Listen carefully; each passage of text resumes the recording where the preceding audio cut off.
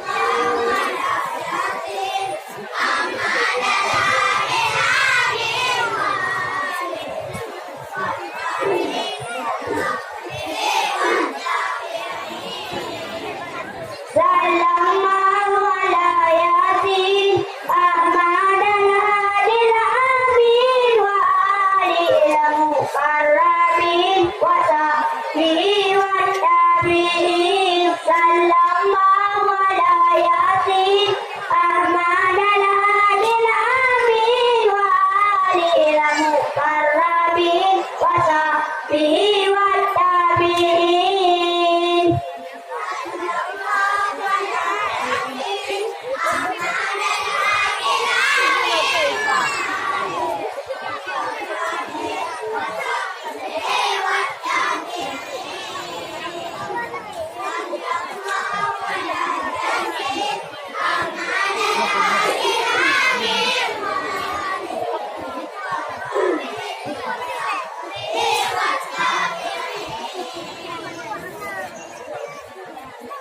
Ini baru ada Rabiul Awal, rahmat Tuhan kekeranya dunia.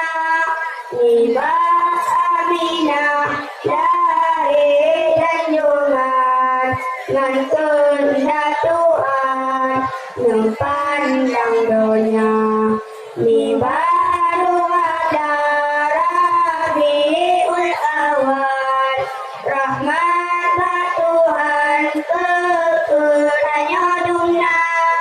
Tiba Aminah lahir dan jungan, ngan kehendak Tuhan nempandang dunia.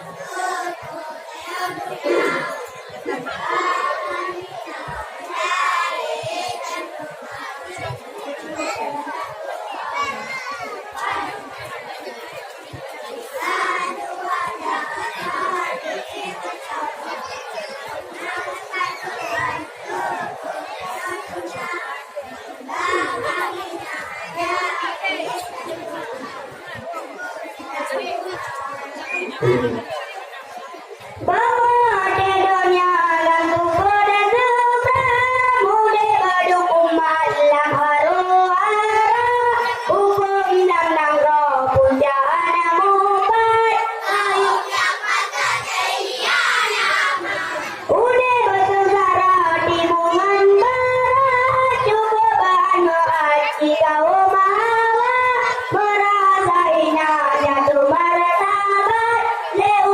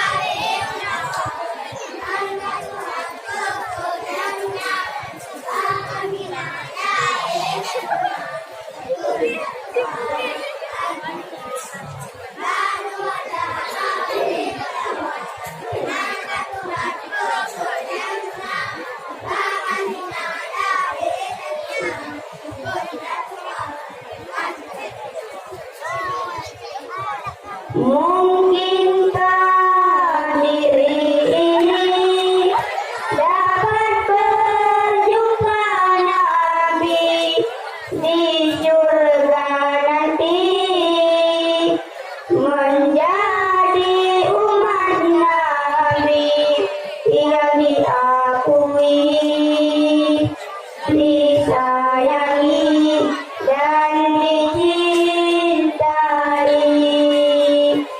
Juga mustahil bagiku menggapai ridha ilahi tanpamu Nabi.